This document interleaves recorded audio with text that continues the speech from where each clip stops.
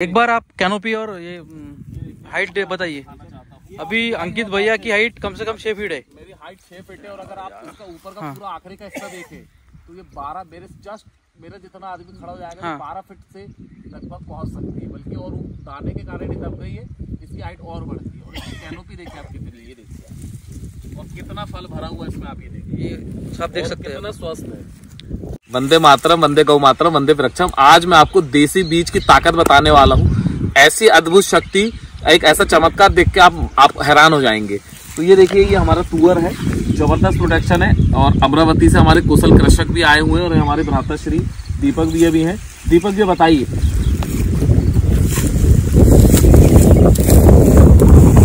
भाई देव तुअर है और इसका हम एक सिस्टम बताने वाला, बहुत जबरदस्त सिस्टम जो आधुनिक विज्ञान यहाँ फैल हो रहा है। आधुनिक विज्ञान क्या करता है, यदि कोई कीट आता है तो इस पे स्प्रे करता है, इसके बाद भी वो सफल नहीं हुआ तो उसने बीजों के अंदर ही कीट को डाल दिया ताकि बीज आए तो खा जाए।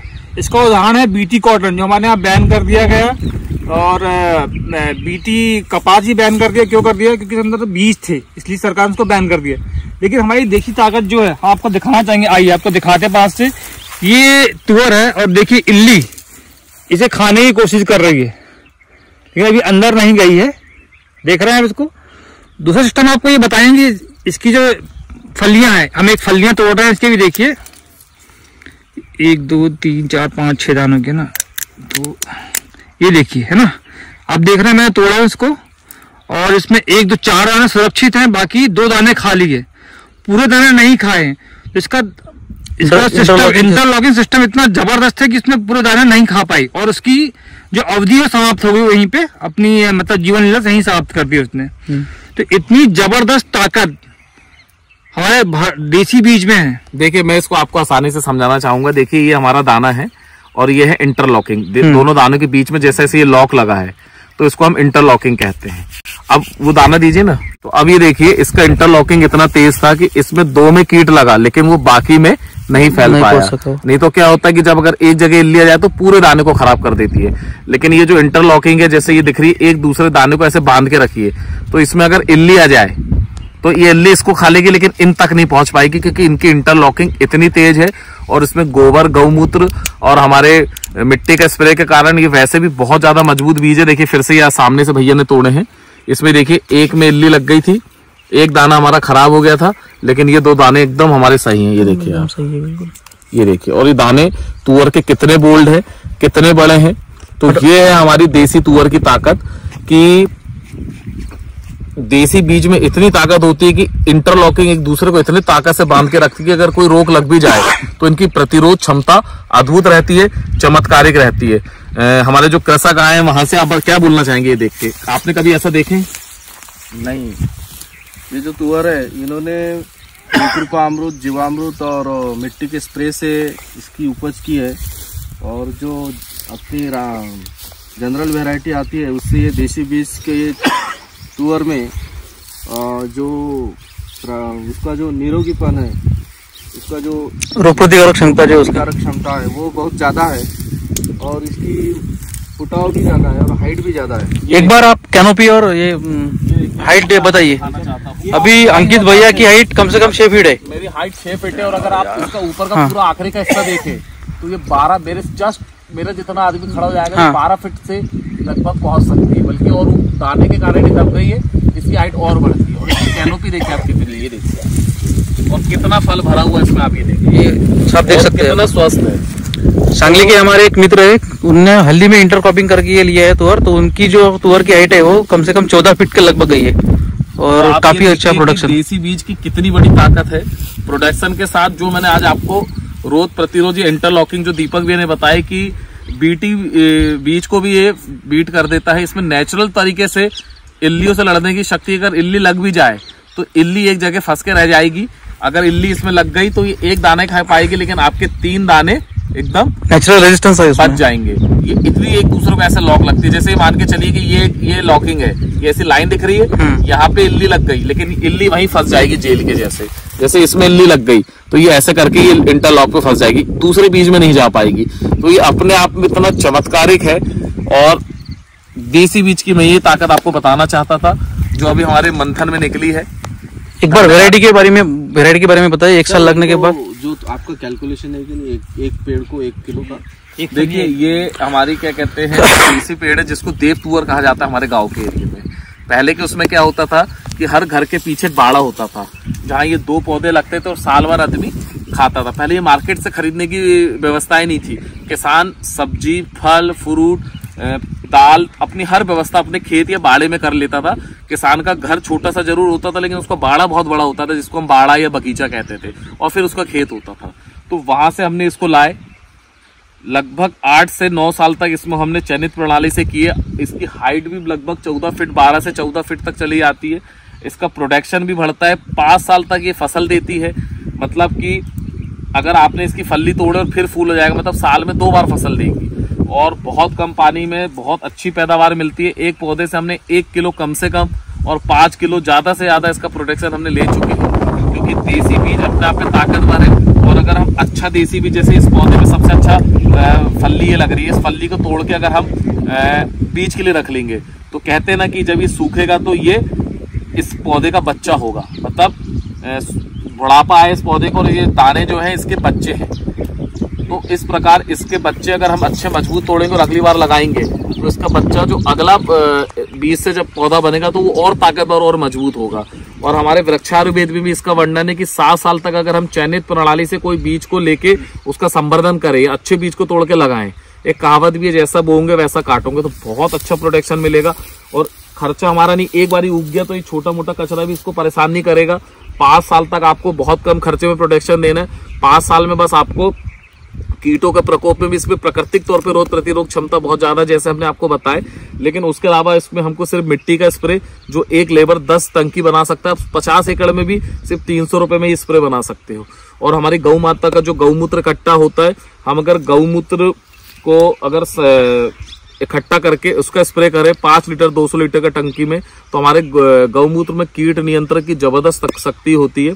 क्योंकि देखिए हमको एक विज्ञान को समझना पड़ेगा कि अगर हमारे पौधे में आयरन की कमी है तो इल्ली आएंगी, अगर हमारे पौधे में कैल्शियम की कमी है तो रस चूसक कीट आएंगे, अगर सल्फर की कमी है तो फफूंद आएंगे, और सूक्ष्म जीवों की कमी है तो वायरस आएंगे।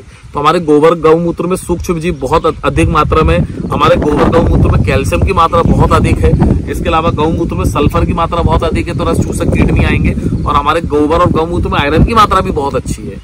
चूंकि ये हमारी जो जमीन है मुरम वाली है, लाल कलर की है, तो इसमें आयरन जो मिट्टी का लालपन होता है या मुरम होता है, वो आयरन इसमें ऑटोमेटिक बहुत ज्यादा मात्रा में है। लेकिन इसमें प्राकृतिक तौर पे कैल्शियम की बहुत कमी है। तो हमारे गोबर गौमूत्र में कैल्शियम है। अलग से हम अनभुजा चूना भी क्या कहते हैं 2 किलो हम चूना लेके लगभग 2 एकड़ में स्प्रे कर सकते हैं, तो उसमें हमारी चूने की कमी ठीक हो जाएगी।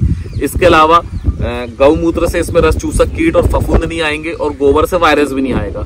तो यही एक गणित है कि जैसा बोएंगे वैसा काटोगे। हमने अच्छा ताकतवर दाना इसमें से चुने। इस पूरी फलियों में हमने 50 दाने चुनेंगे। जैसे इसमें 200 फलियां हैं तो इसमें से 10 से 25 दाने हम एक एक चुनेंगे कि जैसे ये बहुत अच्छा दिख रहा है, इस दाने को हम तोड़ के बीज बनाएंगे। इस दाने को बीज बनाने के बाद जब हम बोएंगे तो इसकी रोग प्रतिरोध क्षमता पहले ही अच्छी है क्योंकि ये शुरू से मजबूत है। उसके अलावा जो हमारी जमीन में प्राकृतिक तौर पे जो कमी है, हर जमीन की अलग अलग कमी होती है। जैसे काली मिट्टी होती है, काली मिट्टी में नाइट्रोजन और फास्फोरस की कमी होती है। कैल्शियम बहुत अच्छी मात्रा में होता है, आयरन की थोड़ी कमी होती है, लेकिन कैल्शियम बहुत अच्छी मात्रा में होता है, पोटास बहुत अच्छी मात्रा में होता है। हमारी लाल मुरम में नाइट्रोजन की कमी होती है, आयरन की कमी होती है, आयरन तो बहुत अच्छी मात्रा में होता है, कैल्शियम की कमी होती है और पोटास की कमी होती है। फास्फोरस इसमें बहुत अच्छी मात्रा में होता है। तो अगर हम इसको वैज्ञानिक तौर पर भी समझेंगे कि प्राकृतिक तौर पर हमारी जिस चीज की कमी हम वो डालेंगे और कुछ भी नहीं डाले, अगर आपने गोबर गौमूत्र बहुत अच्छे से डाल लिए और उसके अलावा फिर प्रकृति के ऊपर हमारी पशु पक्षी, क्योंकि देखिए वातावरण में 75% कीट मांसाहारी है, जो क्या कहते हैं मांस खाते हैं, और 25% शाकाहारी है। तो इसको खाने वाले 25% शाकाहारी हैं, लेकिन 75% इनको खाने वाले। तो जीतना कौन से चाहिए? मांसाहारी को। लेकिन हम पूरा दुनिया भर के कीट और ये दवाइयां डाल के हम उस मांसाहारी कीट को मार डाल रहे हैं। तो हमारी ये शाकाहारी कीट हमारे पौधों को नुकसान कर रहे हैं, क्योंकि हमारी चिड़िया ही इनको और जो हमारे मित्र कीट है वो इनसे रक्षा कर सकते हैं। उसके अलावा चूंकि हमने मिश्रित खेती नहीं की, बहुत बड़े एरिया में लगा ली, ठीक है, छोटे उसमें हिस्से में हमारे छोटे पौधे लगे हैं, तो कुछ हद तक मिश्रित खेती में आ रहा है, लेकिन मिश्रित खेती कम है। इसके कारण हमें इसमें गौमूत्र का, मिट्टी का और छाछ का तांबे की छाछ का स्प्रे करना पड़ रहा है। नहीं तो अगर हम इसको मिक्स क्रॉपिंग में करेंगे तो उसकी भी आपको जरूरत बहुत ना के बराबर पड़ेगी अगर हम मिश्रित खेती करेंगे। तो हमारा इसमें देखिए बीज बहुत मजबूत हुआ भाई साहब। इसमें हमने एक लेबर लगा के, चाहे हमको पैसा ज्यादा लग गया, लेकिन एक एक बीज के लिए हमने अलग अलग तोड़वाए। उस बीज को हमने राख में डाल के संग्रह करके रख लिए। लगाने से पहले अच्छी धूप दिखाए। धूप दिखाने के बाद 200 लीटर टंकी में 5 लीटर गौमूत्र से उसका बीज संस्कार किया और मंत्र पढ़े। मंत्र पढ़ने से उसमें क्या होता है, चेतना की शक्ति आती है, उसको नया जीवन मिलने वाला है। उसका जो उस पौधे को लगाए, जब हमारा पौधा बहुत अच्छा भरा, उसमें हमने कोई भी रसायन वो नहीं डाले, सिर्फ गोबर गौमूत्र डाले। एक बार हमने इसकी निंदाई की है। निंदाई करने के बाद हमारा पौधा बड़ा हुआ, इस तरीके से बहुत अच्छा हुआ। इसमें जैसे हमारे उसमें फूल फल आने लगे तो हमने मिट्टी का स्प्रे, गौमूत्र उसमें साथ में मिला दिए, जो हमारी गौ माता से फ्री में मिल जाता है। और अगर आपके पास गौ माता है तो छाछ 2 लीटर छाछ आपकी 2 एकड़ के लिए स्प्रे बन जाता है। तो छाछ भी हमने उपयोग कर लिए। तो देखिए कोई खर्चा लगा नहीं हमें और कितना अच्छा। लेकिन फिर मैं आपको बोलूंगा, जैसा बोओगे वैसा काटोगे।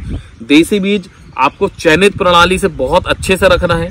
इसकी सबसे बड़ी खासियत है कि आपने एक बार बीज बना लिए, आप अगर इस तरीके से हमारे तरीके से करेंगे तो हर साल आपका उसका बीज बनेगा, आपका बीज का खर्चा नहीं होगा। और आप दूसरे किसानों को भी दीजिए, उनको आप बोलिए कि ऐसे चयनित प्रणाली से आप कीजिए। एक बार किसान को बीज लगेगा, हर बार बीज नहीं लगेगा। उसके बाद जब इतना मजबूत बीज अगर आप बोएंगे तो पौधा आपको अच्छा। और देसी बीज, गोबर गौमूत्र चमत्कार तौर पे काम करता है। देखिए जीता जागता एग्जाम्पल है। भाई साहब लोग इतनी बड़ी एरिया में तुअर की खेती करते हैं, आज उनको देख के वो खुद कह रहे हैं कि भैया कम से कम 25-30 कुंटल तो आपका मिलेगा।